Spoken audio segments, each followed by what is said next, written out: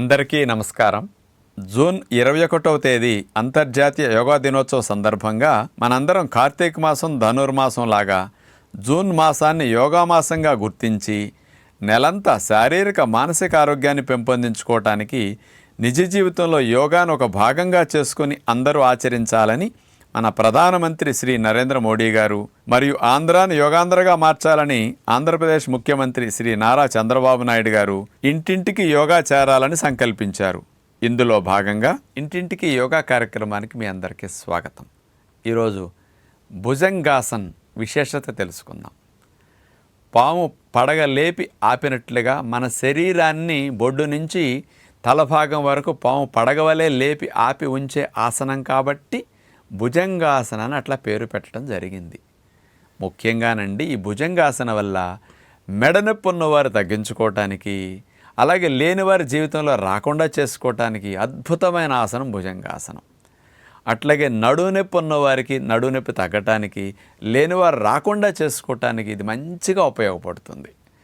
పిల్లల దగ్గర నుంచి ముసలివారి వరకు అందరికీ మెడ నడుము సమస్యలు ఉంటున్నాయి. బ్యాక్ మజిల్ స్టిఫ్నెస్ ఎక్కువ ఉంటుంది. దాన్ని తగ్గించుకోవటానికి బోర్లా పడుకుని సులభంగా చేయగలిగేది కదా.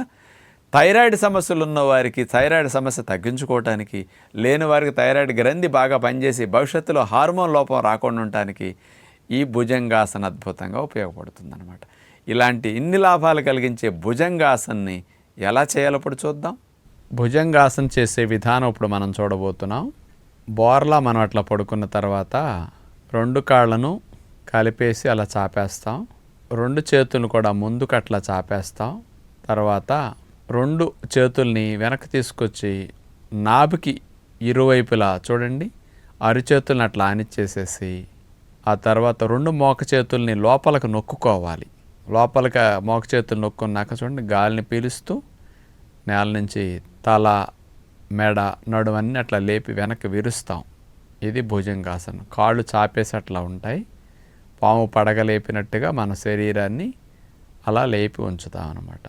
ఈ భుజంగాసనలు అట్లాగే ఉండటం వల్ల ఫలితం బాగా వస్తుంది. ఎక్కువసేపు ఉంటే మెడ నొప్పులు, నడు నొప్పులు ఉన్న వారికి చాలా మంచిది. కాస్త వీపు భాగంలో కొవ్వు ఉన్న వారికి కూడా ఈ భుజంగాసన వేసి అదే భంగిమలో కదపకుండా ఉంటే కొవ్వు కూడా బాగా కరుగుతుందన్నమాట. నడువు నొప్పులు లేని వారికి ఇలాగే భుజంగాసన వేయటం వల్ల వంగి ముందుకు కూర్చున్నప్పుడు చేసే పనుల వల్ల వచ్చిన ఒత్తిడంతా పోయి చాలా చక్కటి ఫలితం నడుములో వచ్చి భవిష్యత్తులో ఎన్ని గంటలు కూర్చుని పని చేసినా నడుము నొప్పులు రాకుండా ఉంటాయన్నమాట. ఇక ఉండలేనప్పుడు మెల్లగా తీసేస్తారు. గాలిని పీల్చుకుంటూ మెల్లగా తింపేస్తారు. ఇక హాయిగా బోర్లా పడుకుని అట్లా రిలాక్సేషన్, విశ్రాంతి స్థితి. నడుము నొప్పులు, మెడ నొప్పులు ఉన్నవారు రిలాక్స్ అయ్యాక మళ్ళీ ఇంకోసారి 2 సార్లు అట్లా రిపీట్ చేసుకోవడం చాలా మంచిదన్నమాట. కొంతమందికి మెడనొప్పి, నడునొప్పి తీవ్రంగా ఉన్నవారు ఇట్లా చేతులు యాంగిల్ లాగా వచ్చేటట్టు పెట్టి ఆపలేనప్పుడు చేతులను కాస్త స్ట్రైట్గా పెట్టి భుజంగాసన చేస్తే కొద్దిగా సులభంగా చేయగలుగుతారు. క్రమేపీ ఆ చేతులు బెండ్ అయ్యే యాంగిల్లో బొడ్డు దగ్గర నుంచి నడువుని అట్లా వెనక్కి లేపి ఉంచితే ఫలితం ఇంకా బాగా ఉంటుంది. వీపు భాగం కొవ్వు కరగటానికి కూడా ఈ భుజంగాసన మంచిగా పనికొస్తుందన్నమాట. కాబట్టి ఉద్యోగ వ్యాపారాలు చేసుకునేవారు, చదువుకునే వయసులో పిల్లలు ప్రివెన్షన్గా మీరు 10 గంటలు అక్కడ వర్క్ చేయాలి అంటే, చదవాలి అంటే కూడా మీ స్పైన్ని, మెడ భాగాన్ని హెల్దీగా చేసుకోవటానికి భుజంగాసన మానకండి. నమస్కారం.